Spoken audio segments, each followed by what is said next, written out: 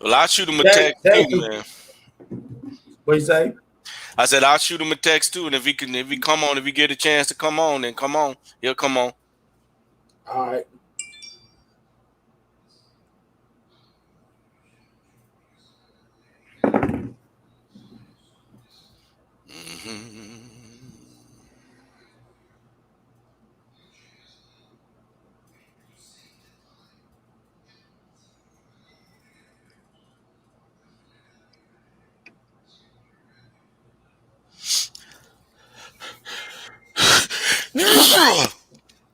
Shit.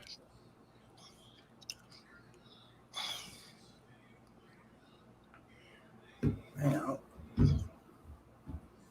my first time doing this one with the with my YouTube. I'm trying to like make sure I'm on there. Oh, on YouTube? Yeah, I'm trying to see how it's.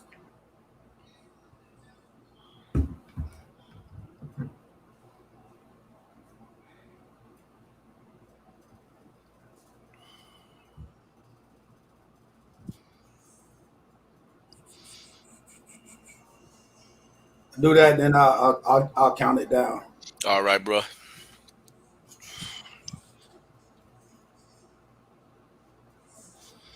Man, I got to get me some cool stuff for the on my back wall. I'm looking like I'm. Oh snap! Yeah, dope, man. I like this. Yeah, It's on YouTube. yeah. It's not moving though. I see it on there. It's just I don't know if I gotta give it permission. Like, yeah, YouTube makes it a little harder than the others to go live. oh yeah. I see it now. Yeah, I see it. YouTube makes it a little harder than the others to go live. Good. Yeah. That means my mic is working. I wasn't sure what it was. Yeah, I can't hear myself. That's good. I'm trying to. I gotta turn all my volumes down. Cause I got both my S9 and my iPhone in here. So I'm trying to monitor them both. Hey, you talking? And who you talking about? They ain't got no money. Oh man, I'm poor as the church out of mouth. Yeah, right. Yeah, for real. I'm spending money from 2 paychecks from now. Stop it, man. You taught me how to do the stock market. Mm-hmm. Yeah, ask me how I'm doing right now. Yeah. At least you ain't gave up though. Boy, that damn Bitcoin and all that tearing my butt up right now, man. Boy,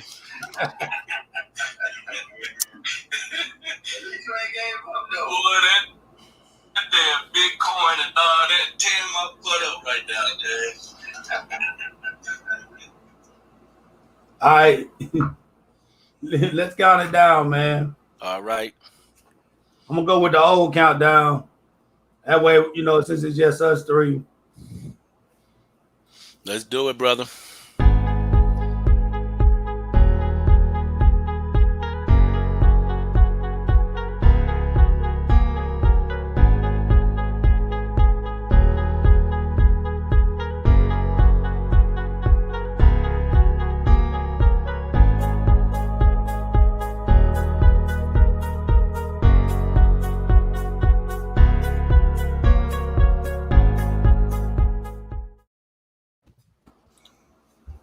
Good evening.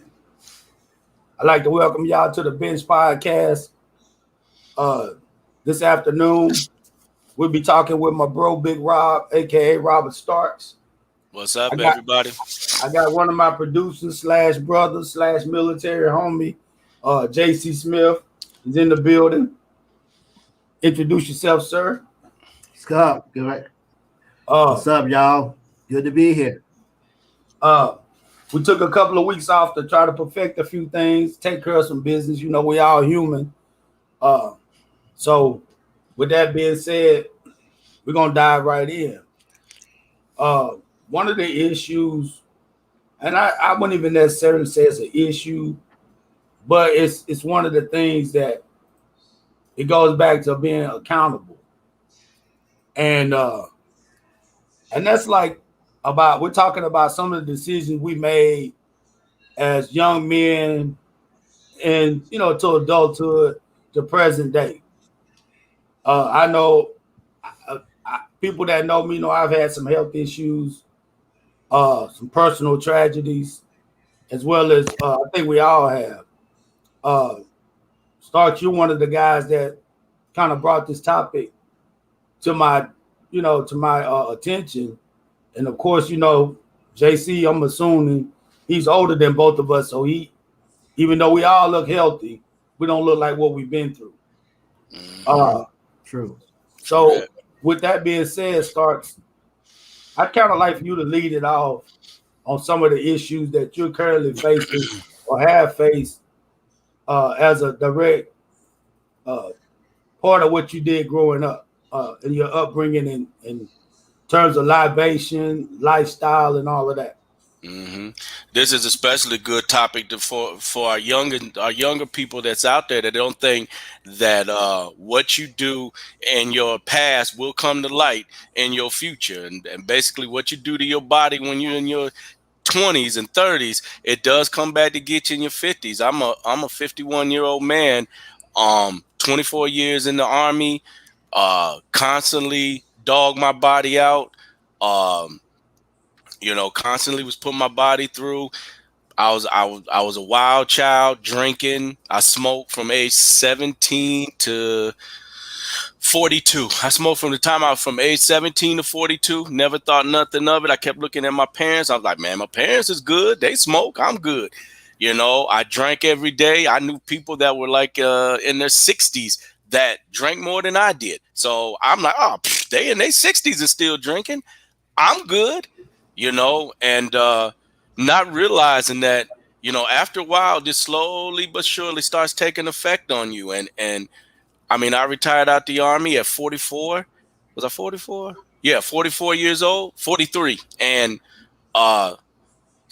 diabetic, bad back. Wow.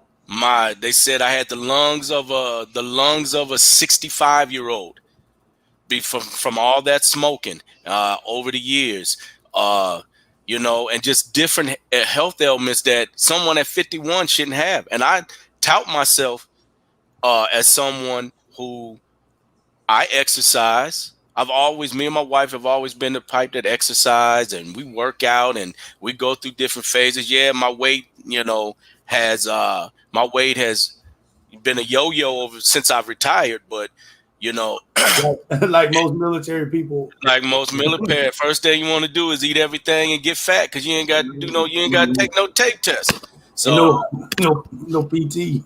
No PT, baby. But I think that the younger generation should really know. And I'm only going to speak about now. Everyone needs to go. If you're in our age group, if you ain't going to get your annual checkups, if you're not going to make all them damn doctor's appointments, you are a fool. You ain't 25 no more. You can't say I'll go next year, because how you going to look when your teeth fall out biting into one of them ribs and you ain't even went to go have your teeth cleaned in 4 years, because you brush for, what is it? You got to brush for 3 minutes, brush for 3 minutes twice a day, because you doing that, you good. Nah, Joker, you better get in there and get them teeth right. I got a family member that just spent $17,000 wow to put teeth in their mouth because all their teeth were falling out. It ain't no joke. Man, you make me want to brush right now. Yeah, I'm telling you. Every time I talk to this person, I ain't saying who it is, but every time I talk to the person, I go in there and brush my teeth after I'm done. But yeah. But go ahead, JC. Yeah, you speak on it, JC. Well, I tell you, man, growing up where I was, we ate what we could because we were poor as could be. Yeah. And when I joined the military, that's when I found out how bad an issue I had. I lost a couple of teeth before at an early age, just went to the dentist and they yanked it out. I'm like, okay, we're good. But when I got to the military, I found out in basic training, I had period Hey, what did they call it? It was periodontal, but Periodontal, yeah. it was periodontal disease, but it was early pubescent periodontal disease. It's something you get as a kid, Right. and it's basically a condition that can be hereditary, and it won't exactly mean it's going to happen to you, but if one of your parents had that issue, you would have that issue. And my dad, he had all his teeth removed at an early age, and I think he had to be in his early 30s because I remember when he had it done, and it was because of that. So when I got to the military, I found out that I had that, and it was all that candy that I've been eating all my life, coming up, chewing gum, trying to keep my breath fresh. Chewing all the while, my gums are just falling apart. I'm chewing Big Red, trying so I can get up in the women's faces and stuff without blowing them away. Right. Like we all try to. Yeah, and so you got to take care of that starting at an early age. We got to make sure that our children, as they come of age, they know how to proper dental hygiene. Not just brush, and they got to get their floss every day, and then they got to have dental appointments, regular cleanings, and that's something that a lot of us people don't do. We won't spend that money to send our kids to the dentist, and that was my main health issue coming up. I have been in periodontal treatments since I was 22. Starting in the military, and I'm 56 now, and I still got to get that scaling done where they go inside my gums and it hurt like hell. I was recently put on to that, but I didn't have to have it. I use Mint Dentistry in Dallas, which you go in there for the scenery because it's pretty much all women. Yeah. Yeah. Hey, I ain't lying, man. I love Mint Dentistry. I like them advertisements, billboards across the city. But at a young age and growing up in the country, similar to you, we ate what we could. And then we grew a lot of garden. You ate a lot of garden food, so you pretty much stayed skinny. Because we wasn't really exposed to a lot of the fat foods, or at least I don't know, that caused it. So by the time I got to the military. And I immediately started eating different, and 3 meals a day, stuff like that. I immediately gained weight and started to deal with issues, but not necessarily while in the military. But I think the change came when I first went to Germany, and they got the hard water where you shower and you real ashy. And you come out ashy. Come out the shower ashy. Right. So I noticed a lot of people over there at the time, it was 90, 91, they would drink more soda than they would water. Whereas where you and I, where we come from, we had the wells. We had to pump the water. We had the well water. So it was good fresh water all the time. So when you would drink this water, it would be like, I don't like this. And at that time, buying water just wasn't something that we did a lot of. So then later on in life, like you said, that got to the point where it started to cause health issues. Yeah. By the time I got to Fort Hood, gained a few more pounds. And then when I got out the military, it just went to a whole nother level. I knew diabetes was in my family, but I didn't know what hereditary and all of that really meant like that. So then in 90, I think it was, I started having the issues, and then it progressed to where I'm at now. And I'm saying that to say this: these young generation people, you gotta, because the thing now is smoking, more so than any of it. Vaping, the Black and Milds, even the weed. I know it's not the 70s anymore, but it's like everything goes in cycles. And of course, the weed strain in the 70s can't be what it is today. This stuff today is amazing. It's cultivated. Yeah. I mean, it's man-made. It's strains of it. Back in the day when I smoked some weed, all you heard was pop, pop, pop. pop, pop, pop. Yeah. Hey, when in the country, all you ever heard was Bo and Sis, and that's if you knew what Bo was or you knew what Sis was, that's all it was. See, we didn't know what all these different strains of weed were. Yeah. Yeah, we only knew it was. I only knew what skunk weed and Yeah. take the seeds out. Get them seeds out. Burn the seeds out. Yeah. dry it out pretty good. Yes, But sir. other than that, man, you know, we saw our parents get older, and my grandmother ate everything. And she didn't even start having health problems until she was at least probably 70, 75. Right. And even then she lived to be almost 90. So And that makes you think, because my grandmother lived to be 88 and she came up in Hopkinsville, Kentucky, where everything had fat in it. Everything was fried and everything that people would say is so taboo today. Are we getting to the point now that we so, I'm gonna say, health woke, that we actually are hurting ourselves more than we help? Because how did our grandmothers live into their late 80s, early 90s, eating all hog maws and pig feed and anything? They ate everything that a pig had, and they lived that long. Smoking. Remember in the 60s, it was, if you didn't smoke, you was frowned upon in the 60s. So I say, how did they live to be that long? But you look at our generation, and they're dying in their 50s. And we look terrible. Yes. Some of these you speak for yourself on that one, bro. Because I look good. No. I'm not saying we as individuals. I'm saying like we as people today. I'm saying 25 and 30-year-old kids, women and men that look our age at 50. Yeah. And I could only look at them like, what the happened to you? Yeah. Because they parents are letting them vape.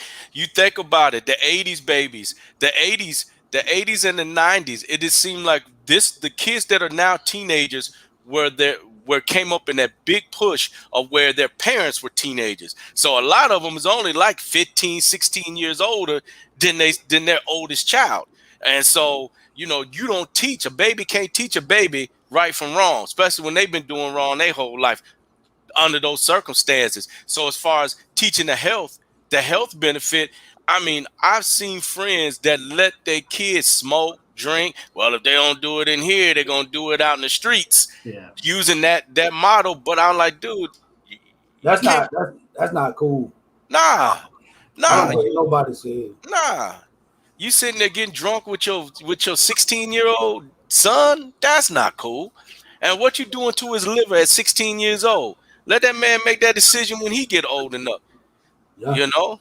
Letting them smoke weed. A lot of parents don't even care that their kids are smoking weed. Well, at least they ain't smoking the hard stuff. Dog, do you know that what that weed is doing to they? Yeah. Do you know what that weed is doing to them, man? Come on now. Yeah, plus it's a gateway drug. Everybody knows that. It's a gateway drug. Well, what I think, if we want to protect our kids' health, we need to go ahead and make them just listen to old school Al Green, the Commodores, and everybody till they 18 years old. Don't even let them know what a radio is. Well, I'll tell you, man, it's as far as taking care of your kids' health and getting them into habits, it starts early. I look at the two. I have 4, but I raised 2 on my own in the family that I have now. And man, we can say that we were blessed, or however we can say it, because I know I didn't do what they did when I was down in Pittsburgh. Right. They grew up. They both, my son and my daughter, they grew up to be D1 athletes. One, my boy, he played football at Prairie View, running back. My daughter, she ran track for UTEP, and she got friends that are in the Olympics this year. So that's great. She was a knee injury away from probably competing for the Olympics herself. So what happened was, in order to get them their bodies ready to compete and all that, we kind of started them eating right and having a proper diet and proper exercises. They just learn good habits. My son, he's in the military now. He's in the Air Force. He took it a step further than I would ever think. He's a vegan now, so he's all health all the time. Man. Yeah, And he's serious about it. That's a good look. I'm a vegan. I always eat vegetables with my ribs. That's the kind of vegan I am. And when he comes to the barbecue, I look at him and I say, man, if you want some vegan stuff, you got to bring it with you. Yeah. Because I got these T-bones and these porterhouses over here. I don't know where you gonna eat. Yes, man. Yes, sir. Yes, But speaking of that, not to cut anybody off, but like what JC was saying, and I've heard this about college. When these kids get to college, and in order for them to, for people to get them bigger and stronger, they used to give them supplements. And I was hearing guys that I went to school with, when they went to college, they was like, man, you would go in the college, in the facility or whatever, you would just grab a handful of pills and just, and go in the gym and pump up. Mm-hmm. And again, I don't think that was right. I heard it, but I couldn't believe that they was actually doing kids like that. Did you hear tales and stuff like that from your kids? They that was a little bit before their time, because they were doing that. They did have supplements just being pushed on them by trainers. Yeah. Now it's a science, man. They got trainers for every department. They got trainers assigned to each athlete, and those athletes they have a special diets that are engineered just for them. It's high tech, man. They really design how these kids are taken care of in college now, and what they eat and when they eat. So it's changed a lot. But those were some bad things they used to do. But of course, I'm from Dangerfield, so we done had some pro football players. Yeah. And a lot of them I've talked to, they're like of the whole pain pill situation. Yeah. And now it's a push for them they rather smoke weed than take the pain pills. Or the CBD is becoming big for a lot of pain. A lot of brothers, a lot of folks I know are starting to go with the CBD oils and CBD gummies and stuff like that to try for the pain and the mental, aspect of it.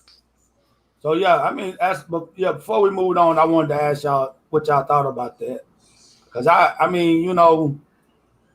it's almost like ain't one sin greater than the other to me.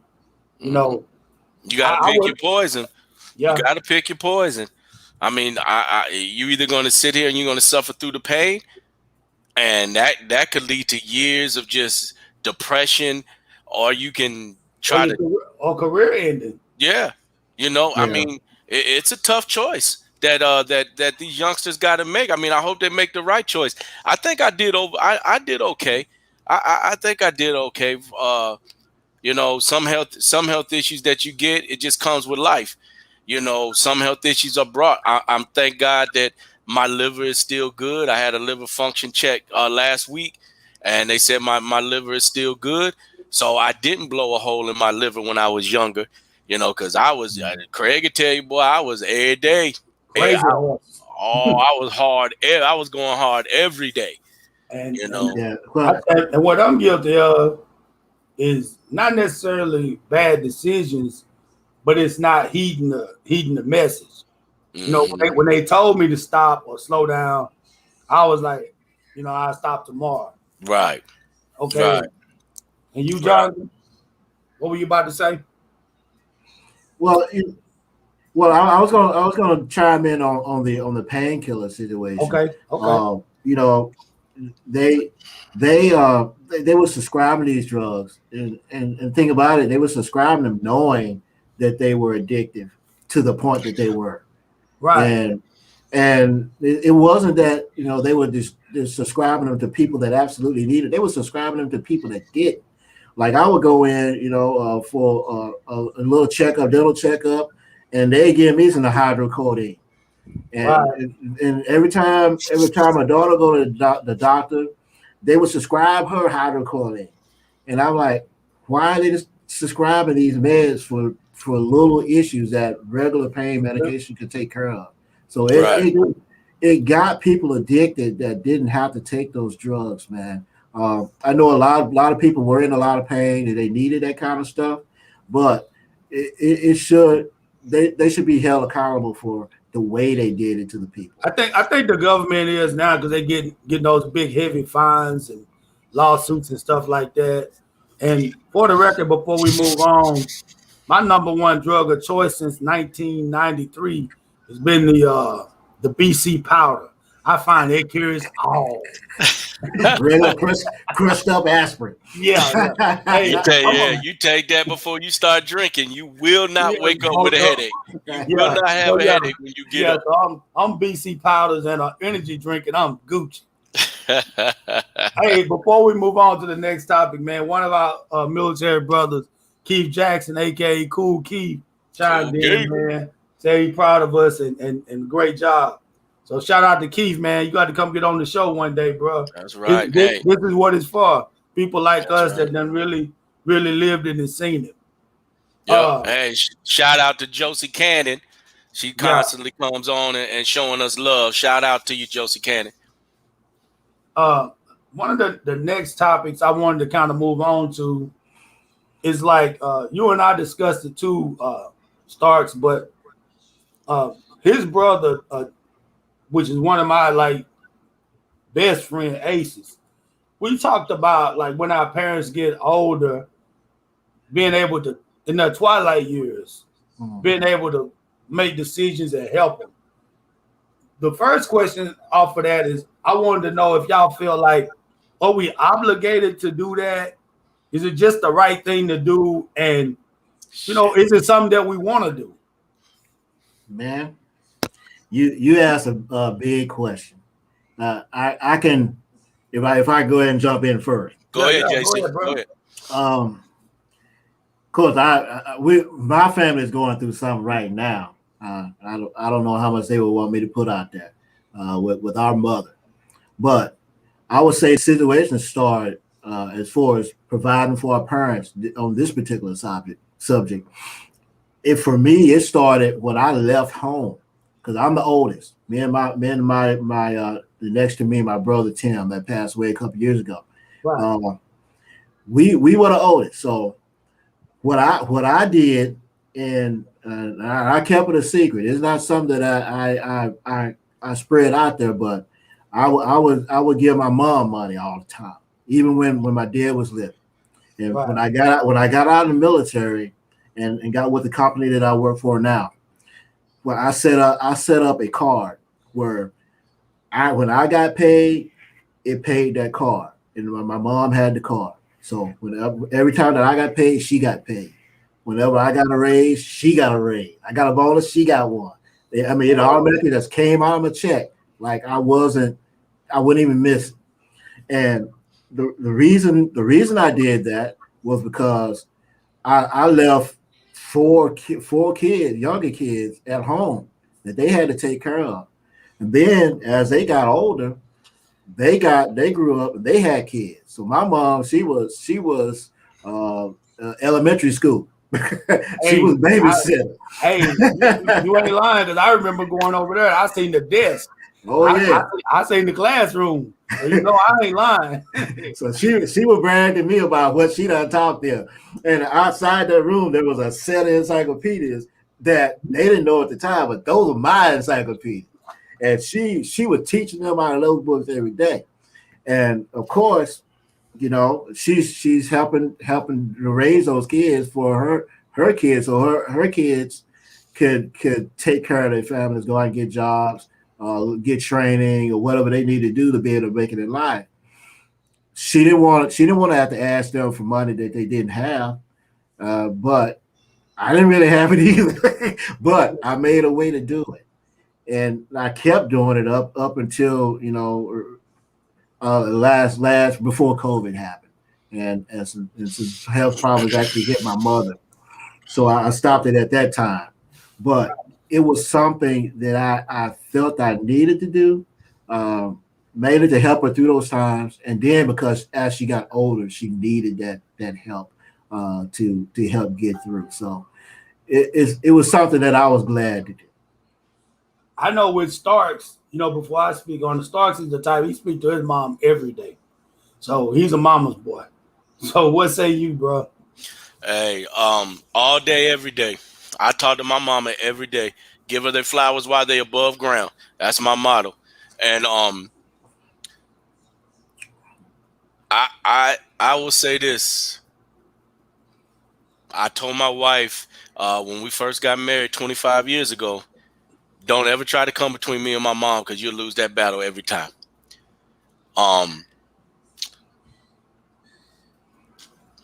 Bruh, my mom, if I got a penny and my mama needed, she getting it. And that's, I think about me at times of when I was a young man and I was coming up, because we're going to get into that next topic in a minute.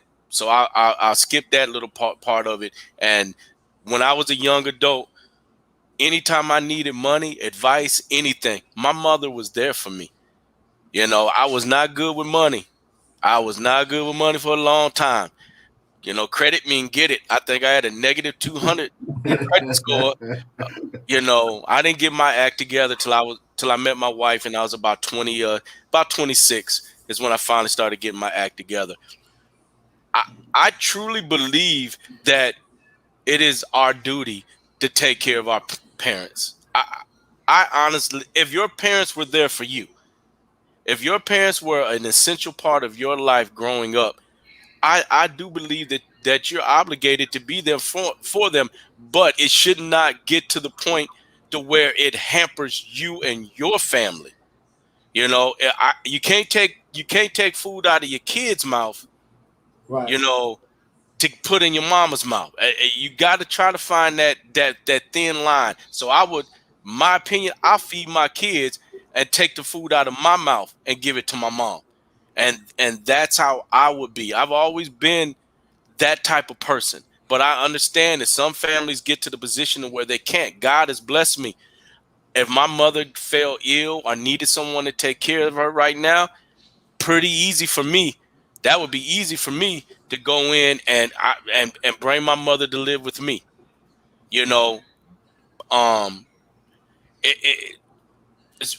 It's a hot topic because you got to deal with your wife, your spouse. Yeah. All of y'all got to be on board. All of y'all got to be on board for it. But like JC said, anytime my mom has asked for money, I've given it to her. I've given her money when she ain't asked for it. I feel obligated that I would have to take care of my mother. I mean, I'm going to say I'm not going to have to worry about that. As long as my little sister is around, my little sister I have to shoot her to take care of my mom because that's her best friend. So I'd have to kill my sister to take care of my mom. So, but I do believe that we are, to a point, as long as it's not taking food out of your family's mouth, I think we should take care of our parents. I'm gonna give y'all a unique perspective on that because I totally agree with what both of y'all are saying. But let me tell you, because I know both of y'all, and this is why it's good to have these conversations. Like, both of y'all come from 2-parent households. I came from a broken home. And it's not that the love is different, it's just the way things become. Because my dad was the type, when he left, he really left. It wasn't necessarily that he didn't love us. It's like when he left, he just left. And back then, he wasn't child support was just a word back then. Still is today. That's what I'm saying. Back then, it was just what that was. It was just a word. Right. And so when we got to the point where I think by the time I hit 16, my dad was gone and my mom was transitioning into another relationship with another man. Mm-hmm. And I didn't like that guy. And that caused issues between myself and my mother. again, the love was there, but when you're not, when you're kind of out of sight, you're out of mind. So there I am. I'm living with my aunt for the last 2 years of my high school. I'm just trying to get to the Army. My thing is when I leave Dangerfield, I'm done. I don't got no family here. My mom is with this guy. My dad ain't looking out for me. I'm out of here. So the love is different coming from a broken home. So my thing is, okay, let me get out here, create my own, and let me see how I do. Well, with that being said, I was sort of like what Jonathan did. I set up money from my mom. It wasn't very much, but every month she got that little allotment check. Mm-hmm. And like I said, but it wasn't a lot of money, but to her, it meant the world. And I didn't know that. So when I came home in 93 from Germany, I had left in 90. Basically for 3 years, I was gone. So when I came back in 93, we started to rebuild our relationship, my mother and I. Whereas my dad really became a user. Like, he was already doing drugs. I'm just being honest. He was doing drugs. So when he saw me, he kind of saw me like, hey, boy, you got this good job now. You doing good. Loan me some money. So it was like more like he didn't know I would give him the world, but why are you taking advantage of me? Right. That's how I felt. Yes. Whereas like at the same time, my mom and I, we just kept building. And this is a true story. I haven't asked my mom for money since I was, I think, 16.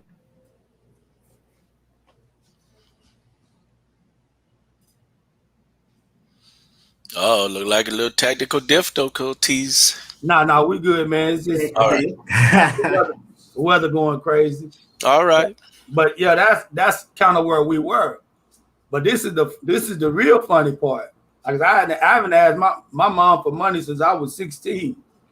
But my mom hasn't asked me for money probably in 15 years. So she's always been the type that got it on her own.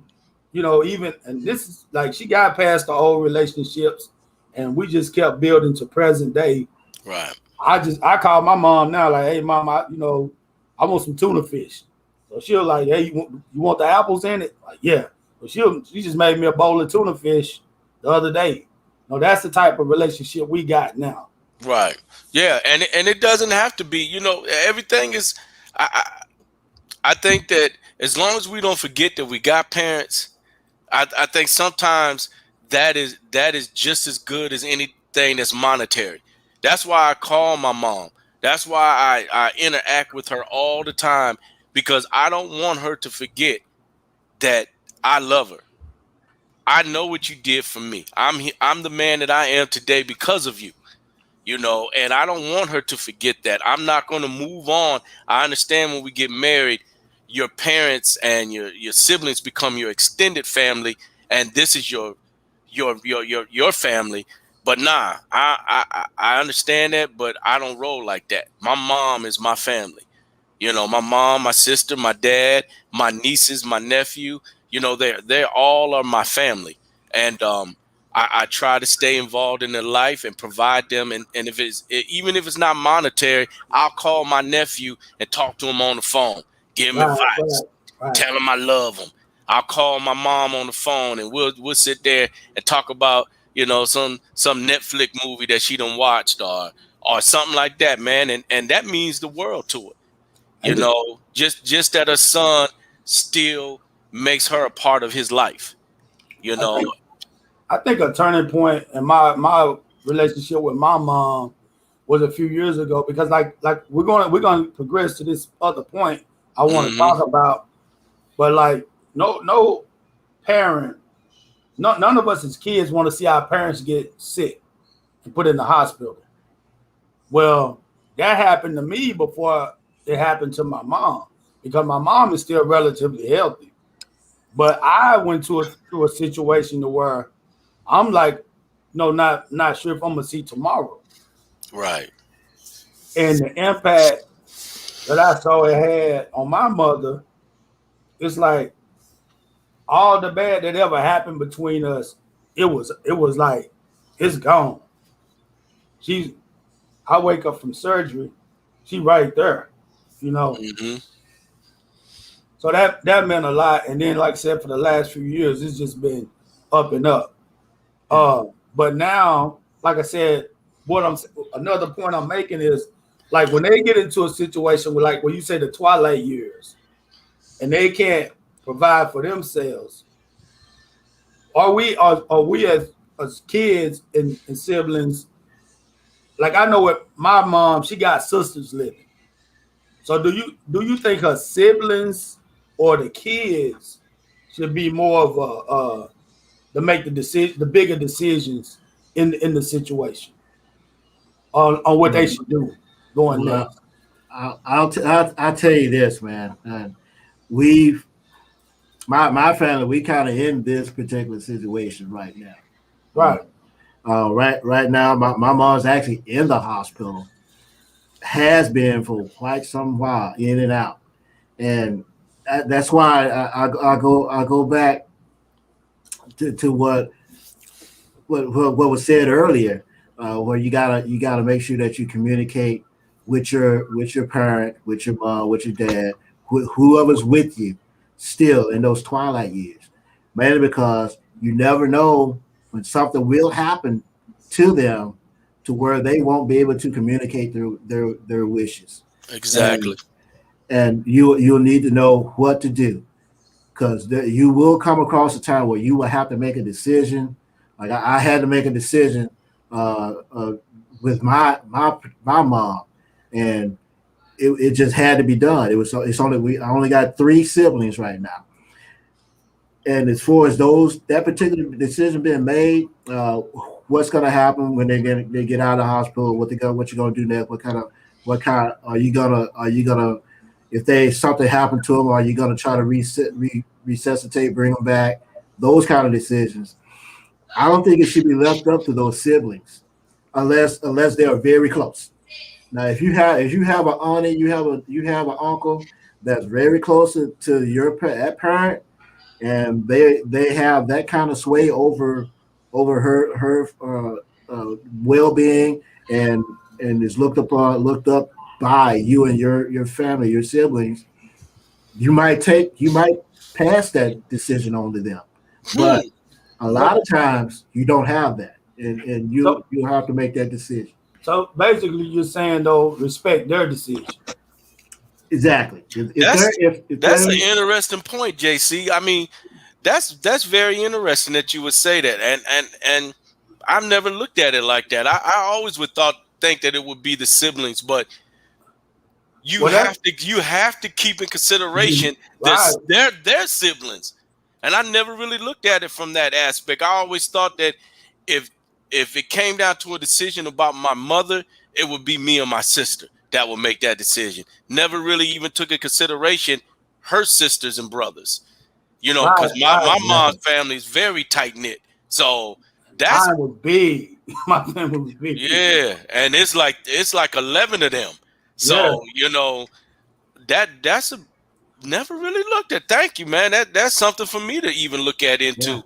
Because you never think about that. So that's why when we was having these conversations, and like I said, I know about both, similar to both of y'all situation, because T-Rose stopped by about a week or so ago, and me and him had a heart to heart, and it hit me because I'm like, my uncle just passed away, but he had 3 sisters, my mom, and 2 of his other sisters, my aunts, living, whereas the kids didn't make decisions. It was my mom and the sisters stepped in and like, this is how it should be.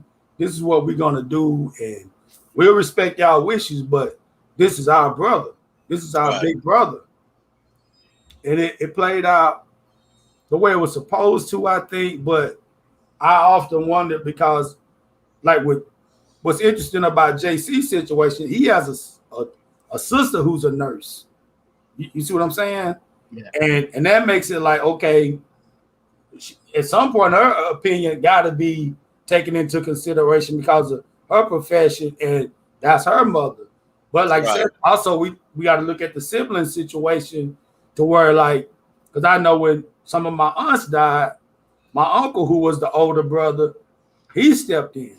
Like, hey, this is what she would have wanted. Yeah, because you think about it for 1 second, if it ain't a matter of if, it's when. And when the good Lord decides to call on my mama, I probably won't be able to hold it together. So I definitely will probably need somebody there to help me, and my sister, make any decisions that we might have to make, But as far as providing for them as they get into their twilight years, my mom knows she always, and she's watching right now. Hey, mama. I will always be there to take care of my mom, regardless if she needs it monetarily, spiritually, whatever she needs out of me. I owe her that, because I wouldn't be where I am at today if it wasn't for her. But it was a question that came up between you and I about a week ago, and you asked, like, if something happened, would you be able to stop what you're doing and go and take care of them? And you remember when I told you, I said maybe 15, 20 years ago, I don't know, because she was in Dallas, I was here, I'm doing my job, she's doing her job, and we're still healing. We still doing what we're supposed to do. Now, from a biblical sense of honor thy father and thy mother. Right.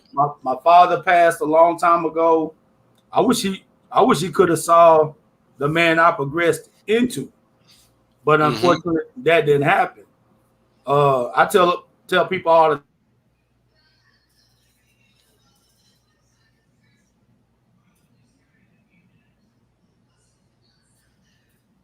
We got some technical difficulties going on, JC.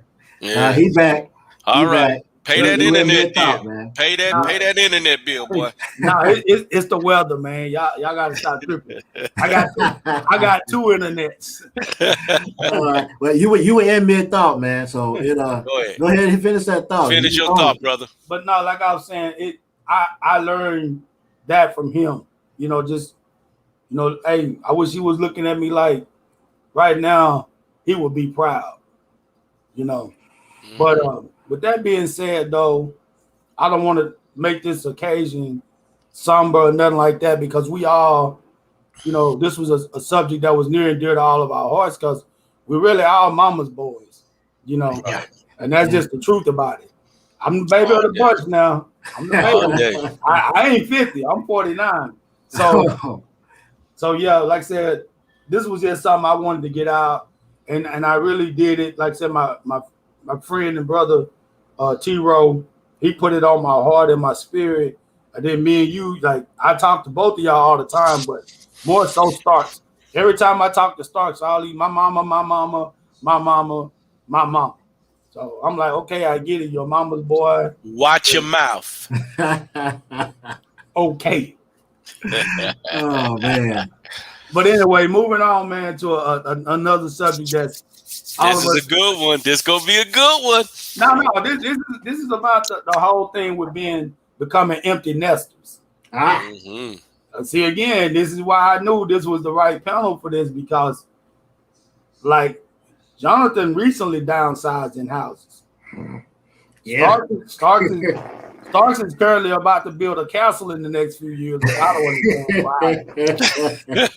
And I'm wishing I could downsize. I'm wishing I could downsize right now, because, hey, it's just me and my wife, and my wife don't want nobody moving.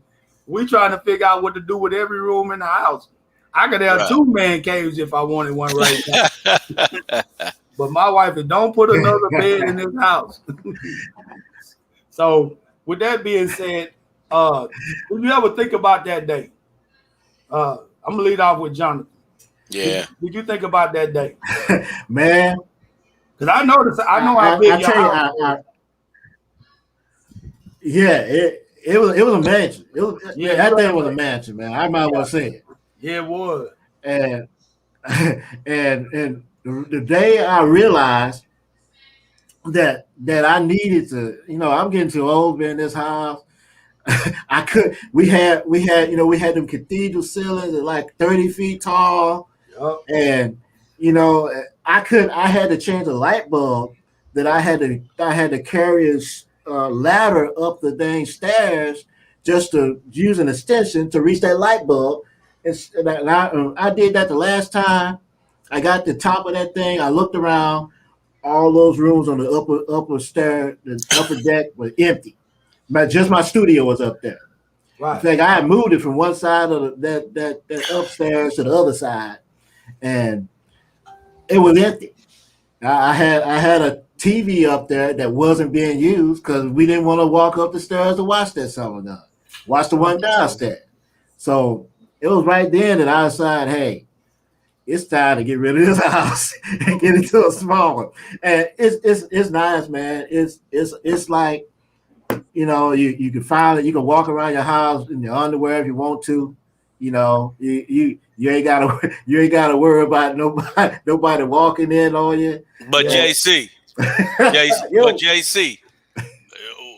let's go back to the question though.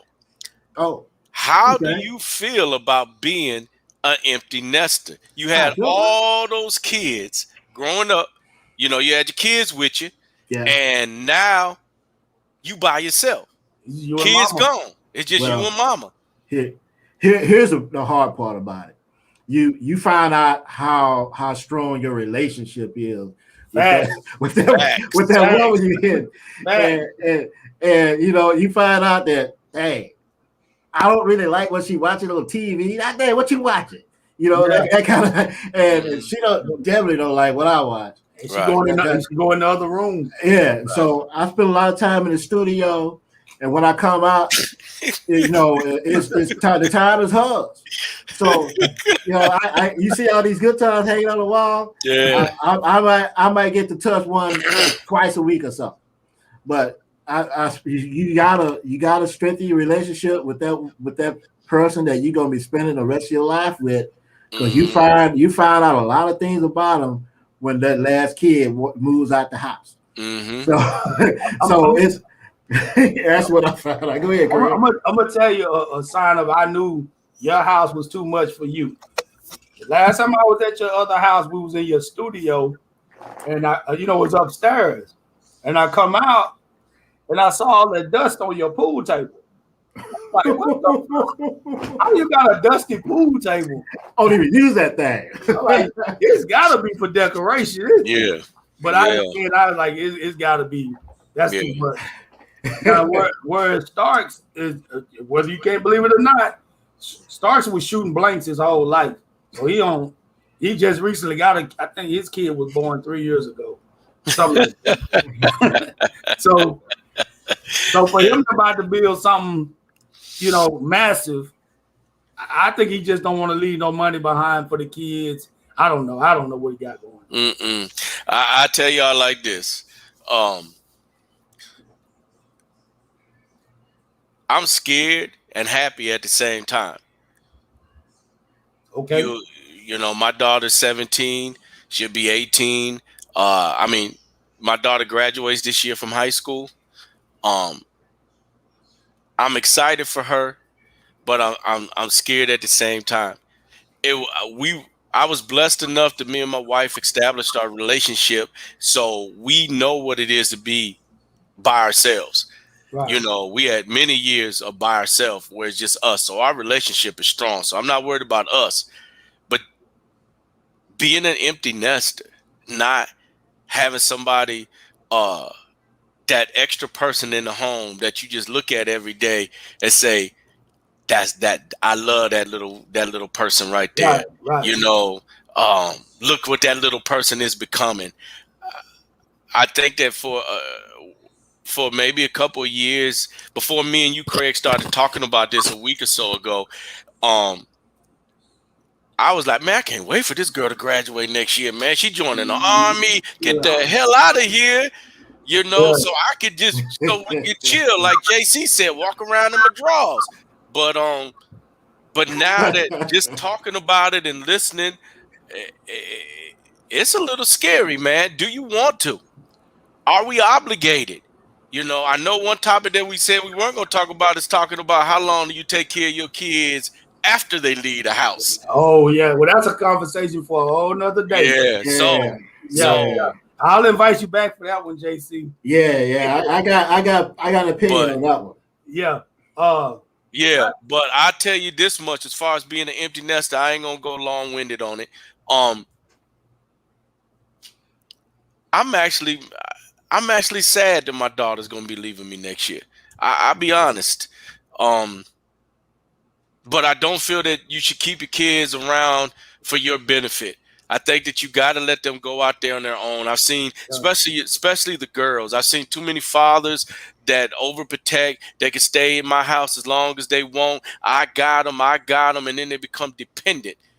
And now they're looking for a man that I can depend on. I did read a comment before where one lady said that, you know, forget that. I didn't kick my daughter out the house at 18. She stayed. She went to college. She got a degree. She came back home. She asked her she lived with me. She lived with me for a year. She saved all her money from her job, and she bought a house at 24 years old. That's kudos, and I'm all down for that. But all kids ain't like that. Like my daughter said, "Papa, I ain't built for college." So she ain't trying to go to college.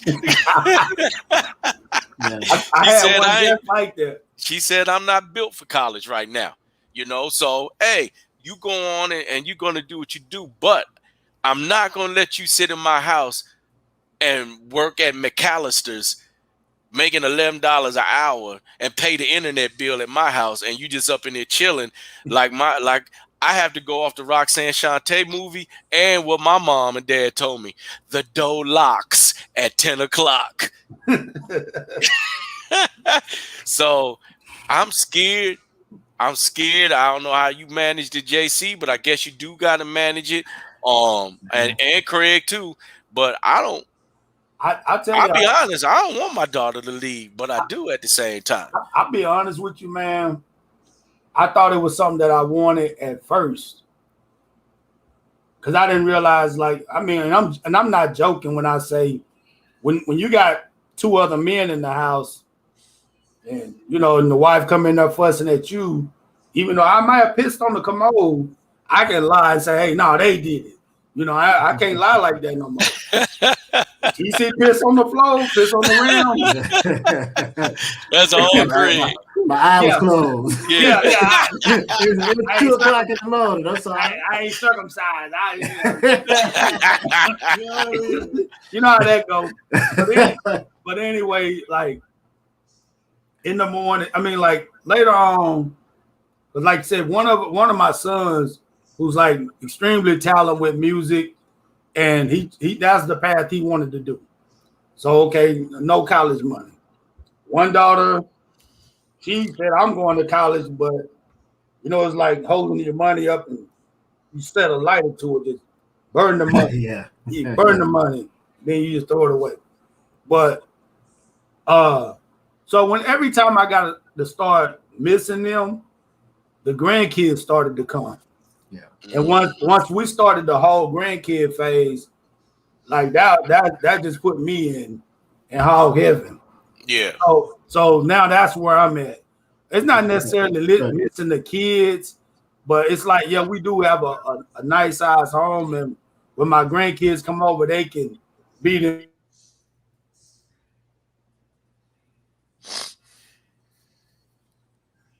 I'm about to think about that weather again. Yeah, it must be that weather again. Yeah, I'm actually watching the signal right here on this program. But like I said, that's neither here nor there. Once we started having the grandkids, it kind of balanced everything out. And if you know me, I'm a big they love Pawpaw. Pawpaw love the grandkids. So it's not necessarily about the kids anymore. Because they always gonna be a phone call away, and and Cash App just done made the shit entirely too simple. Right. Now they don't even really want to talk to you anyway. They just want to know if they can hold something. Yeah. So we do that. But yeah, the grandkids makes it all worth it to me. I wish we had went a different direction with the house. Yeah, but at the same time, it's like, you can never have enough cars. So with a house, you can never have enough rooms because you never know what might happen. Your daughter might get out there and get in that bad relationship, and you got to come back and regroup. Now, my question for you two, since you both are empty nesters, how do y'all feel about that? About if your kids do need to come back, how do you give stipulations? Do they come back to you to the rules that they were when they were 17? They can't. They can't because it's gonna be inevitable. We all said, don't be your kids' friend, be their parent. Mm-hmm. But after 18, the relationship got to change to survive. Right. You can't continue to treat them like the kids. And then like my wife is like this. My wife will give my kids anything they want when they call home, money wise. But with her money comes her mouth. And that's basically like even with the rules in the house. You come back home, you're gonna hear what she got to say, and that's just what the game do. You know what I'm talking about? Mm-hmm. I think this as an advantage, not everybody, but I see it with more white people. They allow their kids to be there past 18 and throughout college. Whereas black people are just basically taught, hey, I just raised you to get out of high school, and hey, you on your own. And that's funny that you say that because it's embedded in us almost. My job is to get you through high school. After that, you on your own. Well, and it's just embedded in us to be like that. I will tell you this, and I think that's a disadvantage that we should learn from our less melanated friends. Because here's what happened to my son, and I'll talk about my daughter as well. My son, he after his eligibility, when he used it up at Prairie View, he stayed there, got his master's degree. All right. So then he moved South Texas. He tried to get a job in the career field that he went to school with. He tried that for a few years, got in a lot of debt, basically ruined his credit. Mm-hmm. Then he got to a point that he like, okay, Dad, I need to come home. I said, all right, son, come on home. But he didn't just come home to work. He came home to come up with a plan because he wanted to go into the military. And the military said, you got to fix that credit before you even think about coming in here. Especially Air Force. So, yeah. So he came home. We had a plan for him to come home. He came home. He worked. I didn't charge him rent or nothing like that. Mm-hmm. I didn't have no rules for him because he had a purpose for coming home, and he took care of that purpose. He worked, paid off all his debt, and got his credit straightened out, and then he went into the Air Force. And he had to look back, and that's something that we should always instill into our kids that, hey, one thing they need to have when they leave this home is a good credit history. Whoa. Hey, JC. Yo. They run your credit report to get in the Air Force? Oh, yeah. God damn. You can't get a security clearance. You can't get a security clearance with bad credit, man. In the Army, they just asked me, you killed anybody? No, come on. Oh, man. Hey, boy, they would have ran my credit 18. Oh, yeah, they would have ran my credit in man. They've been like, so you had lights in your name at 16 and you didn't pay? You still yeah. It would have been hell, man. And here's let me explain that though. Here's the reason they do that is because they say if you have that type of debt that someone can bribe you and try to get secrets, compromise compromise you, right? And let me talk about my daughter real quick before we get off the Go ahead, brother. I think I'm under the belief that the men, they're proud. My son, he's proud. He will have to be on his butt, butt naked before he come back again. Mm-hmm. But my daughter, we need to make sure that we don't leave our daughters vulnerable and I having totally to agree. depend on a man out there for anything. Exactly. Make sure they're strong, and if something happens, always have a spot ready for them when they come back, and don't put no stipulations on it. Say you coming back, you're gonna get your mind right. If you have kids, bring the grandbabies on. We'll take care of them till you get back, and then we'll get you back out there. Well, But you know, not to cut you off on that, but you're right. With our daughters, it got to be a support system, and not necessarily let them get into the system, right. which is something I preach to my older daughter. You know, you don't want to be a statistic. That's what you don't want to be. You know, and always move, like I said, with a purpose. Have a game plan. Have a plan B. You know, always go down that checklist. Because I tell my daughter, every man is not like me, baby. Every man is not like me. No, I mean, come on. I'm being serious. Every man don't come home to their wife and you know, I ain't Cliff Huxtable, but I'm the Negro version of them, and you know, so I'm a good guy. You know, me and my wife have a loving relationship. We fight, we argue, we jab, you know, the whole thing. But my wife and my daughter know that I take care of business and I'm there for them. And all young men are not like that. And that's what I try to teach you. You know, you got to learn how to be independent. If you are solely dependent on somebody else to do something for you, you are not gonna make it far in this world. One of the things I tried to ensure, or I made sure my daughter saw, was a loving relationship between my wife and myself. So you knew how to treat a man, or how a man should treat you. And I think that has worked for the most part. Of course, they're gonna get into some bad relationships because they women, they sneaky, they do everything wrong until they get caught.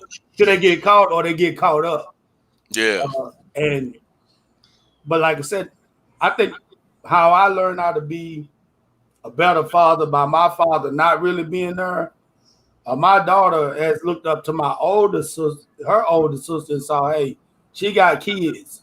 She can't move around like the daughter with no kids. My daughter that doesn't have any kids, she's out in California, Huntington Beach, living her life, no family out there, just, hey, going for what she knows. Whereas my daughter that has the kids, she's here, she's close to the grandparents, she's in a situation where if she needs some immediate help, that's what's going to happen. So I'm having to my daughter in California, I got to have some flights and get out there ASAP. So it's different. Right.